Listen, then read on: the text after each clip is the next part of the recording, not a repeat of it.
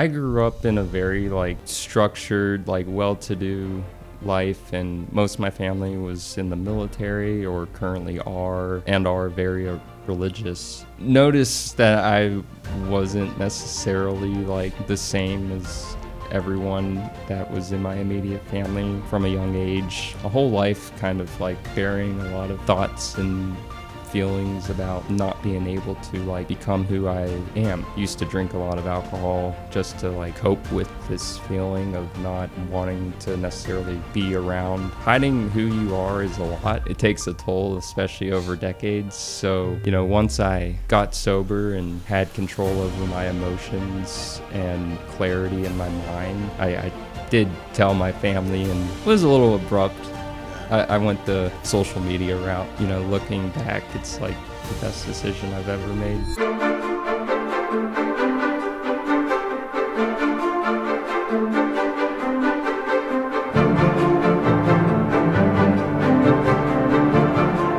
do you feel? I feel good. I'm excited. Good. First time doing a podcast. Yeah? Yeah. What's that like? What's been running through your mind before coming here? I've just been telling myself there's a first for everything, and so I won't know how it's gonna go until I do it. Yeah. And here I am. Cool. So the way I like to do these is continue the conversation like we do before. Mm-hmm. As if we're just sitting here drinking a cup of coffee. By the way, you drinking water or coffee? I'm drinking water. Well, cheers to the water. Cheers to water. By the way, shout out to Kay. Before this episode, I texted Kay. There's just across the street, there's a place that has my favorite tea. And I actually had bought me a tea. And I come here and I didn't realize all the staff that would be here. And so I gave away my drink. I'm like, oh, darn. And I'm like, oh, Kay will be coming soon.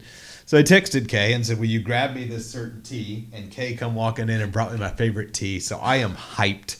Shout out to Kay. Thank you for the tea.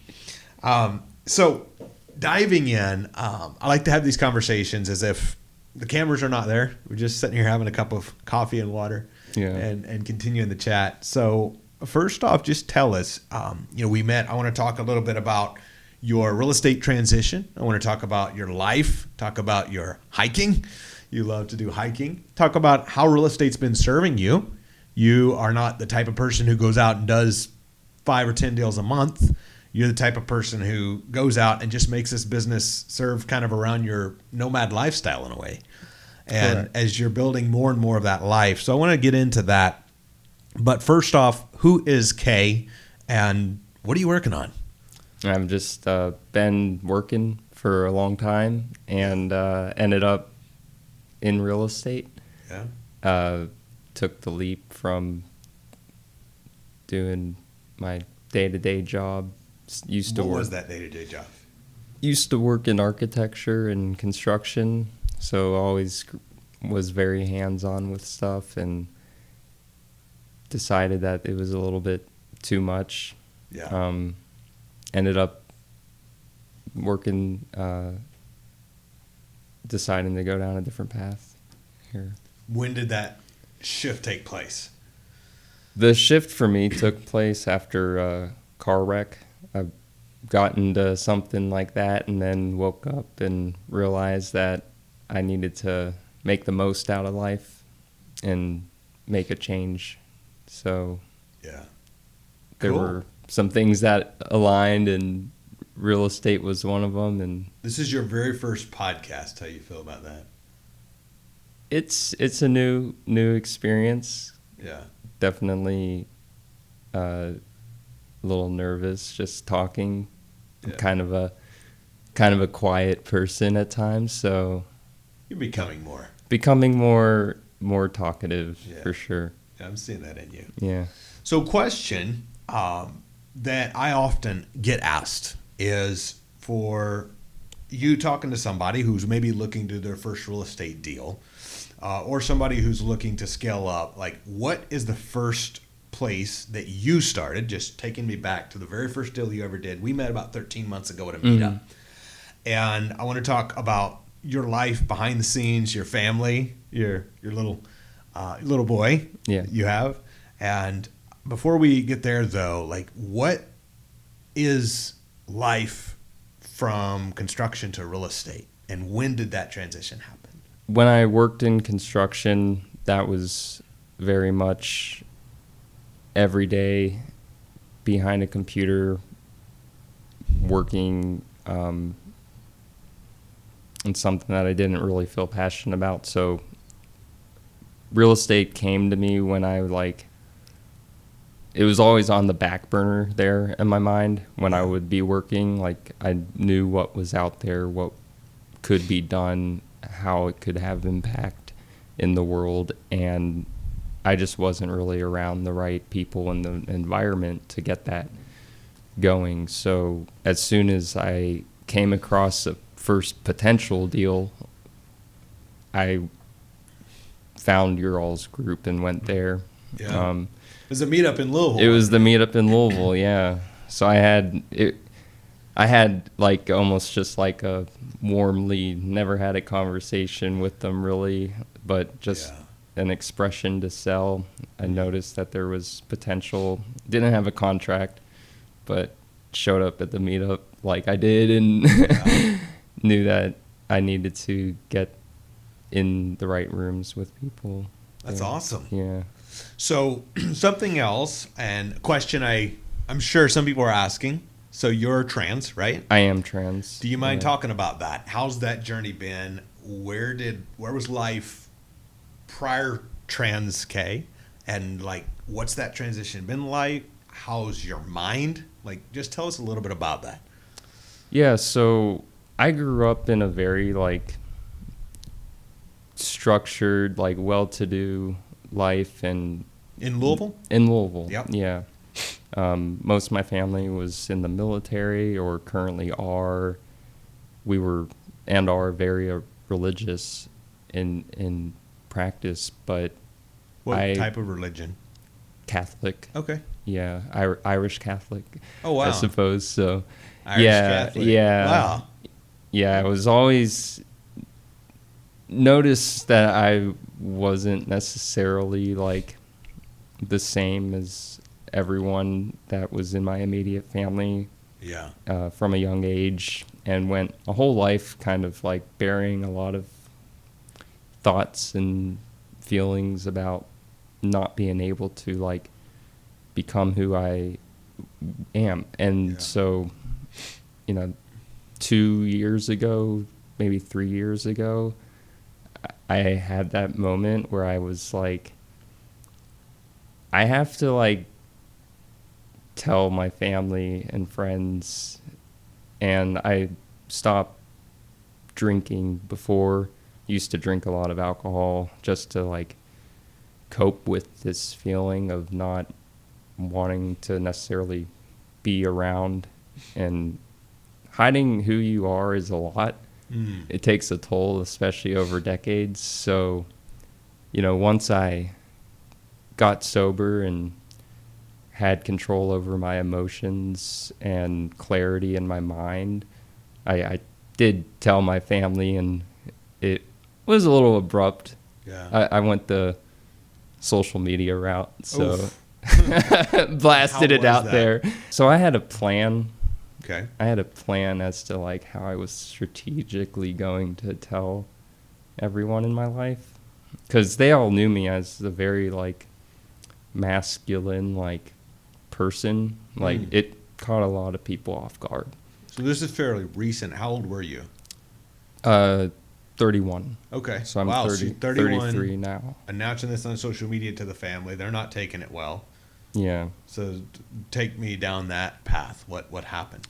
Yeah, so the last 2 years, once I had, well, the plan was to tell them, but there had been rumors that I may be, and my sister approached me about it and, asked, hey, like, are you the T word? And I was like, we don't say that word around here. But I was like, yeah. And, then, stopped getting invited places, and things were a little tense, and I was like, I got to tell the world now. Yeah. And then went on Facebook and was like, let's do it. And that was like the boldest thing, What I was think. going through your mind in that moment as you're like typing the message on Facebook? I Are was you like, like, do I send? Do I not? Like, what's going on? Yeah, I had a moment where I was like, do I hit the enter? Yeah, we're going to hit the enter because, Done. you know, you only have one life and it's best to live as who you are. And, you know, looking back, it's like the best decision I've ever made. Thanks And for sharing that. Yeah, no problem. Now, something I want to ask you, because I know the things, right? Because I'm unashamedly Christian. I know there's probably the people going, oh my gosh, did he just ask about being trans? And I can't believe it. And then on the other side, probably somebody going, oh my gosh, he's shifting his values. So I know exactly those thoughts. Now, I want to ask you, because something coming into our group, you know, I as humans, we all have prejudgments, right? Mm-hmm. So you walk into the meetup, and I'm always looking at everyone. And I always do this thing. You probably have figured this out by now. Those of you watching, be ready when you come. But I always squeeze in 2 or 3 or 4 political jokes. And the people who laugh at my political jokes are my people. And so I squeeze in some political jokes at the time Joe Biden was president. So I'm kind of making fun of Democrats, and I'm squeezing that and having fun, and you're laughing, and I'm like, I don't know this person yet, but you're my person. And so that forward pacing, I'm being lighthearted, but in all sincerity, what's that been like for you coming out? Because almost our entire group is very God-centered, Christian-based, quite a few conservative people. We don't front face with conservatism or Christianity necessarily, but we're very deep in our faith. Like, what's that marriage been like for you coming in, and in some ways being probably standoffish in some groups, but in some ways, while I know a lot of the community has a different perspective on that than you would, yet you fit in perfectly. So can you take me through that? Like, how do you marry? Because somebody might be listening to this, and maybe they're part of my, I don't know if I'm allowed to say this, but part of my alphabet people, my LGBTQIA plus people, whatever letters might have been added, or they're on the conservative side going, oh my gosh, like, is that what that? So how do you manage that? How have you integrated so well? You do not demand any of our people change their beliefs. I've never seen you offended about anything, except you also have a certain set of beliefs. Like, How is that for you? I think I spent decades all wrapped up in politics, all wrapped up in how people perceive me, what they say about people like me, and vice versa. I've seen it go both ways. And what I've found is that there are many more commonalities between people, greater than a lot of the names and the words and the labels. Deep down, like, everyone is on this earth together. And I think that, like, when you find commonality and, like, work together and think bigger than some of these small things that people get really worked up about sometimes, like in politics, greater things happen. And it's been really amazing and refreshing to meet such amazing people, even, like, whether we, are on, different sides or however. Yeah. And just, like, find common ground. I think it's been a good time, and I do have rhino skin. I don't get offended. I love the laughing through politics, and laughing, loving life at the same time. So. I like that. And I think that's something that's so powerful, and I pray everybody takes away from this, because I think that whether it's politics or certain issues, they become so charged that there's no conversation, right? And that's where I always had a lot of respect God bless him, no longer with us, but Charlie Kirk, who would go out everywhere, had vastly different views than a lot of people that he was talking to, except it was this. It was just conversation. I just want to share that because I think that this is a great gift to people who are in our world.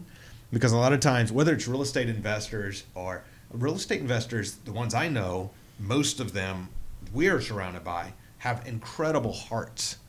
And there's two types of people. There's either people who get supercharged, or there's people who just push their beliefs aside because it's like, gosh, the culture's going a different way.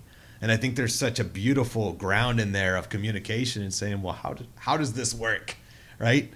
And so as I'm sharing that, like, what is the greatest message, I guess, around your beliefs, your background from politics and Irish Catholic family, and now where you are? Like, what's been the greatest shift or things that you wish other people knew, whether it's other people in the trans community or whether it's other people who are maybe looking at that going, oh my gosh, like, I don't get it. Those people, right? If it's that type of perspective, what's your message? My message in that way to people who necessarily don't get it and vice versa is to sit down and ask questions and break ice. Yeah. I think there's always there are times where I'll be walking around, especially in 2025, where it feels like, okay, I feel a little ice here, and I know that sometimes I can feel it or cause it, but I think once ice gets broken and people start talking, asking questions, then it's just in human nature to like be curious, and I think curiosity leads to connection. Yeah. That's good perspective. And something that I found, I often say funny equals money, right? Mm-hmm. Funny breaks the ice. And I want to ask you, because remember, very first time you come into the community, we do the interview you for the mastermind community, as we do anybody we allow in. And me and Leo, we like you. We have a conversation. And it's like, yes, Kay's a perfect fit. You come into the community, and as you're kind of building, as you're becoming an absolute killer at disposing properties through lease options. How do you deal right now with confidence or lack of confidence or that ice? Whether it's talking to buyers, talking to sellers, talking to business partners, like, do you have a thing that you address the elephant in the room? How is that? I've had a couple recent interesting experiences with that. Yeah. Especially with Facebook Marketplace leads. Yeah. My preferred pronouns on there are she, her, but you really can say any pronoun you want. But some people will genuinely like see me on there, and then I'll hop on a call and I'll be like, hello. Yeah. And they'll be like, is this Kay? And I'm like, yeah, this is Kay. They're like, oh, I saw this girl on Facebook, and I was like, oh yeah, that's me. Like my phone voice doesn't match what's on Facebook, even though it's clear in a lot of ways who they're probably worth talking to. But in person too, I just tell people like, yeah, I'm trans, and then you can use whatever pronouns you want. Like, there's really not much I get offended by. I'm here to do business and make a deal together. Yeah. Like, first and foremost, like, I like that. And I think, Kay, you just said something, and I think that's such a beautiful thing for everyone listening to this, is the fact that when we take our power back, the power to be offended, right? 2025, so many people are like looking to be offended about everything. Mm-hmm. Oh my gosh, did you do this because this or I'm that? All of this looking to be offended. The moment that goes away and we stop giving our power away. I read the news headlines, and I'm always looking like, okay, what are they wanting me to do right now? Because every news headline is to either A, get a reaction, or get you to click, right? Or both. Right. That's what they get paid to do. And so when you start to look at that and go, wait a minute, who's behind this and why? Why should I be angry at somebody because of why? You start to look at that, and that is something I think everyone can take away from you as an example of just don't be offended. Just have fun. Just do business, you know. And something I started doing. You ever do cryotherapy? I have never done cryotherapy. Oh, you got to do cryotherapy. Yeah. So there's this place on in the East End. It's called Cryo Chamber. Okay. If you look up cryotherapy in Louisville, it'll come up. But it's my favorite one. You can go get like 4 passes for $100 or something and just to test it. And you go down there. It's, you know what cryotherapy is, right? With the freezing. So it's the favorite one I've ever been in. It's a big room. There's 4 people go in. And they close you in this freezer at something crazy, like 20 below, or maybe it's 0. It's some crazy freezing number that's like unbelievable. Oh, wow. And you go in there in like just your undies and you freeze. And so I started doing that 2 or 3 years ago, and I love it. Like they say it burns 400 to 500 calories, warming your body back up. Who knows if that's true or not? But you go in there, and I love cryotherapy. You sleep better, your muscles heal better. It helps your pain, like so many good benefits. So I started doing this cryotherapy, and then of course in the summer you come out and it's like the sun, yes. Well, in the winter you come out and it's just less cold. So I started making it a habit 2 years ago. When I go out in the winter here, I'm like, if I can do cryotherapy for 3 minutes and multi below 0 temperatures, there's no reason I need a jacket walking out in 50 or 10 or 20 degree weather, unless I'm going to be out for more than 3 minutes. So I stopped wearing jackets almost totally 2 years ago. And so I come back. I stepped out this morning. I said, it's cold out. I said, you wimp. Go get in the car and quit whining. So I went to the car, and here we are. So, all right.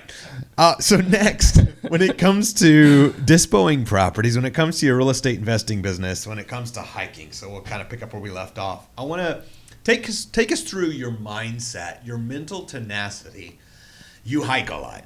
Mm-hmm. Take us around your mental tenacity of hiking. Why do you enjoy hiking so much? Tell us about maybe some tough hikes you've completed, and then how does that filter through to the other aspects of your life, that tenacity and that hiking mentality? So hiking and any type of fitness for me is always tied to like some greater vision or objective, whether that be like an imaginary mountain that will one day be hiked or something along those lines. There's always like something there that makes the hike meaningful. So I like pushing myself and doing those long hikes, and I like doing them fast and just challenging myself. I like hitting those spots where it's like, oh, we're on mile 5 and we're a little tired, but we're going to keep going. Tell me about the time you hiked Mount Whitney. What is Mount Whitney, and why is that important to you? Mount Whitney is the tallest hikeable 14er in the U.S., and it's special to me because it was one of those hikes where the stars just aligned.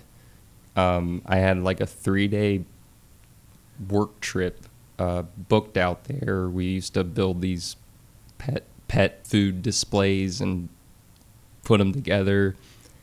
And I happened to also see online that the permits were open for that day to go hike the thing. They only let so many people in there to do it. So I was like, all right, Las Vegas, Mount Whitney, it's about 8 hours apart. Close enough. We're going to get the permit and do it. So had a couple days off. After we got done working, I drove 8 hours to Mount Whitney, arrived at like 10 p.m., took an hour-long nap. I bought some snacks down at the store, and a lot of these, they were these like vitamin packs to like help stay energized, and started at midnight and hiked up the thing, got to the summit in the moonlight as well. It was beautiful, with hiking without a headlamp, and got to the summit there in fairly short amount of time. When I was up there, took a nap, hiked back down. You pass people along the way too on the mountain, and it's quite fun to connect with a random human on the side of a mountain. That's cool. And I drove back from after hiking to Las Vegas and met back up with my boss and a coworker for dinner. They texted me. They were like, you coming back here? And I was like, yeah, I'll be there in like 2 hours, and got dinner. And one of the coolest things in life That's that awesome. I've done. Yeah. I love hearing you tell that story, because I see that energizing, the way it energizes you. And I think for everyone listening to this, as you're doing business, and I want to talk to you about this, because I know, like, most people probably don't know, you're a drummer. You pursued music for a decade. Like, you have a lot of different talents. But as I've watched you pursue real estate the last over a year now, and really put your efforts there, and I think this is important for other people, because as I often say, I don't get excited about the box on dirt, right? It's a house. It is what it is. They've done hundreds of them, and they kind of all look the same. I mean, there's nice houses and less nice, but it's another box on dirt. But whenever I start looking at real estate as the tool, the launch pad that allows me the ability to give back, to host a Kids Against Cancer charity event, or to do the things to take care of my family, then I start finding a lot of joy in it, right? That's why I love every time you send me a text that you got another deal sold. It brings me so much joy, because I know what that means to you and your family. So explain to me, I think you said something to the pre-podcast team. You said to them that fulfillment is not only financial, or success isn't only financial. Can you share a little bit more about what fulfillment and success means to you? Fulfillment and success for me is honestly like a pretty deep internal thing. For me, it's finding purpose, giving back to others, and feeling at peace in life. Like, when I'm 40 years from now, 50 years, like, I want to look back and see the change that I had in others, and look back and be like, oh wow, I did something, gave it my all, and helped others along the way. Yeah. One way or another. Whether I end up with $10 in the end, or 100 million, like, without that internal 100 million. Yeah. Without like anything left behind that is beyond financial, like that's what's fulfilling to me. Something that, and that's why I think you are such an incredible part of the Freedom Life family, is because you have a heart to give back.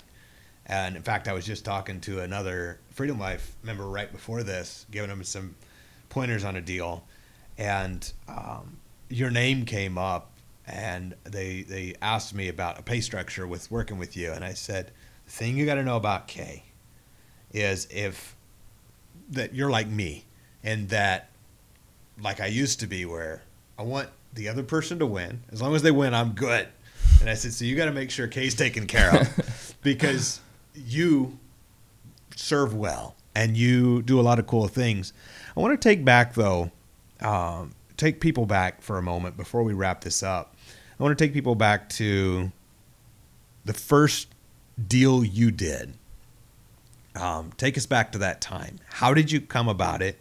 And did you ever think you would now be here, multiple more deals later, teaming up with other people in the community, becoming so good at finding lease option buyers? Like, take us back. What's that journey been like? Like the first house Very first I bought, house. Yeah. The very investment.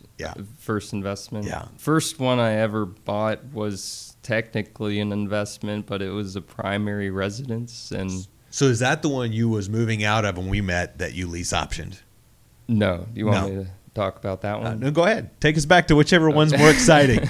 I like it. Too many deals to know which one to talk about. Yeah. Well, I used to just like, the first one I bought off of Zillow with the realtor, and paid like $2,000 more for it. And at the time I was like freaking out. I was like, oh my gosh, like I just took 10 of the $12,000 in my account, put it towards this house, and my first instinct was like, I got to get this thing occupied.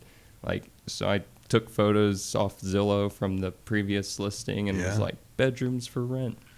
And so you used house hacking before house hacking was cool. Yeah, before. And so I started just like selling bedrooms.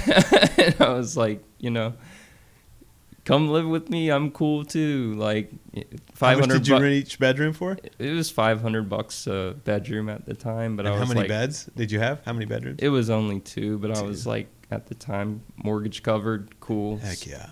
Was able to stack money for a while. Learned about creative where, I could actually sell the house to a lease option buyer. I just decided one day to stick a sign out in the front yard with rent to own written on it. Just used a Sharpie and put a phone number on, and I started getting like hundreds of calls. I was like, I don't know who these people are, but they're interesting and they have money and they want to buy the house. And I just started getting tons of them, and there were people like showing up in my driveway, knocking on the door. I was like, guess we're doing showings today. And it was fun. That's eventually, cool. Had the one guy come through. And how much did you get down? $15,000 on the first one. Yeah. I like that. Something that I love, Kay, about you is you were a CTG before you knew what that was. You're a creative transaction genius. You never complain. You just put things together. And so I know you have a lot to share. So in conclusion, I have 2 more questions. One, what is your word of advice for someone looking to change careers and maybe get started in real estate? And second, where can people find you? I was to give someone a piece of advice looking to change careers and do real estate. I would say the first thing you should do is to get connected with others who are doing it that you see and believe in, and then also to take actions consistently in that process. I love that. That's good advice. And I want to follow, before we say how people can reach you, I want to follow that up with what at that first meetup where we met over a year ago now, what made you say, these are my people? The genuinity, I don't know if I'm saying that right, but genuine feel of the people. Like, it seemed like there was more to the group than the money.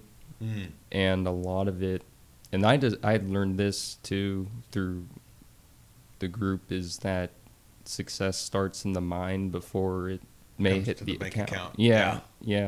Bank account is a symptom of how we're thinking. Mm-hmm. I like that. And it brings me back to thinking all for myself. Before I got connected with people, I thought it was all about money, and I realized very quickly that this is different. Like, these are different people. Like, they think and have good hearts. Thanks for sharing that. And I think authenticity is key, especially now. AI is changing the way social media is done. It's changing the way a lot of things are done. And I think the people who can be real and just authentic and don't have to be anything other than that have a super advantage. So thanks for sharing that. And last question, how do people get in touch with you? Facebook, Instagram, where can they find you? Facebook, I am on Facebook. It's K Ireland. Same with Instagram, K Ireland with 2 I's. And feel free to text me. My phone number is 502-640-1197. You will regret that later. All right. Okay, thanks for being here. What a fun time this has been. Yes, it has been. Thank you for having me. Absolutely.